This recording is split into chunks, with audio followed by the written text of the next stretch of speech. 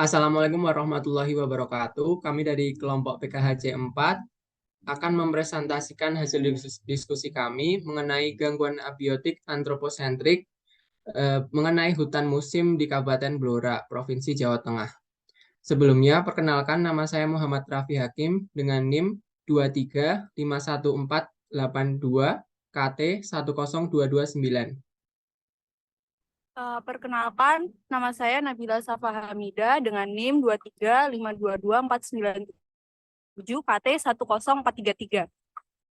Perkenalkan, nama saya Olivia Anggrani Pramesti dengan NIM 23520755 KT 10367.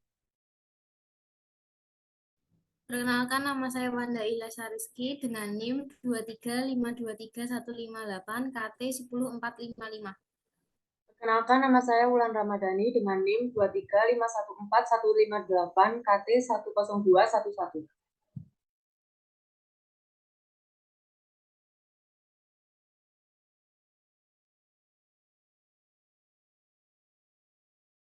Hutan musim atau monsoon forest adalah jenis hutan yang termasuk dalam ekosistem darat dan berada di daerah yang memiliki iklim musim yang memiliki iklim muson tropis, yaitu musim kemarau dan hujan, di daerah yang memiliki perbedaan musim kering dan musim basah seimbang dan jelas.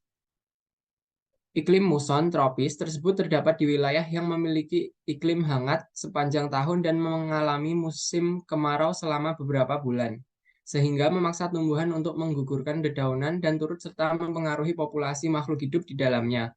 Contohnya adalah pohon jati. Lalu, Kabupaten Blora yang terletak di Provinsi Jawa Tengah dikenal sebagai daerah penghasil kayu jati terbaik di Indonesia. Tidak hanya dikenal di Indonesia, tetapi kualitas kayu jati dan Blora juga terkenal hingga di dunia. Kayu jati dari Blora terkenal keras, bertekstur baik, dan jumlahnya yang melimpah. Lalu, contoh gangguan antroposentrik itu pertama ada kebakaran hutan.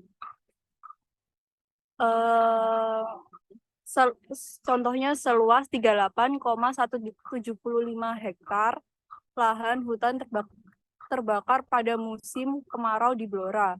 Hal ini disebabkan oleh kelalaian manusia tingkat kebakaran hutan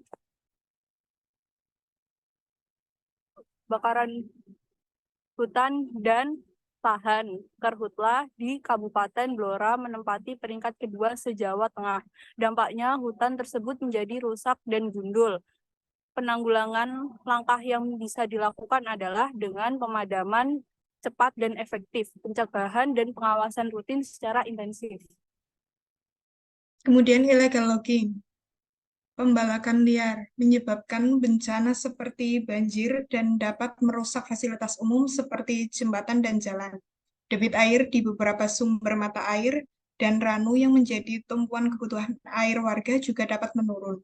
Cara menanggulangi diperlukan upaya serius untuk mengatasi masalah pembalakan liar, yaitu dengan melakukan upaya untuk meningkatkan kesadaran publik. Selain itu, perlu ada tanggung jawab yang relevan dari pemerintah dalam menangani masalah pembalakan liar yang terjadi. Dan yang paling penting adalah upaya penegakan hukum.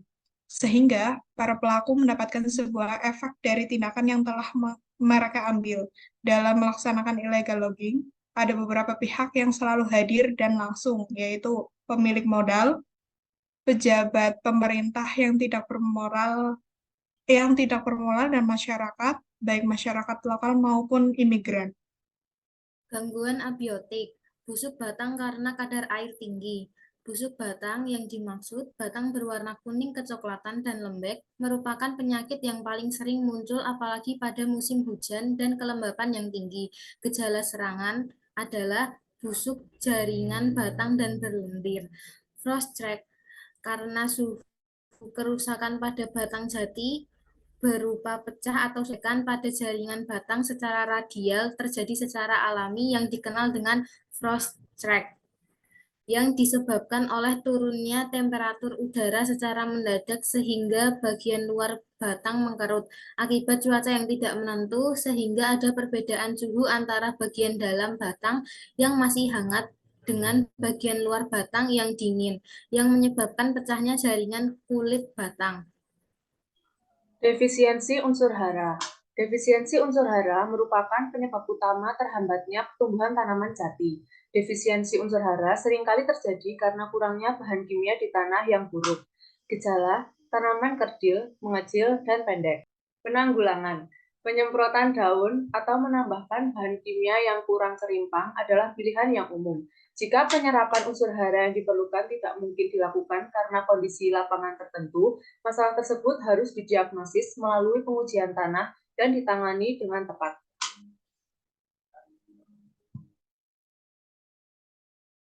Sekian presentasi dari kelompok kami. Terima kasih.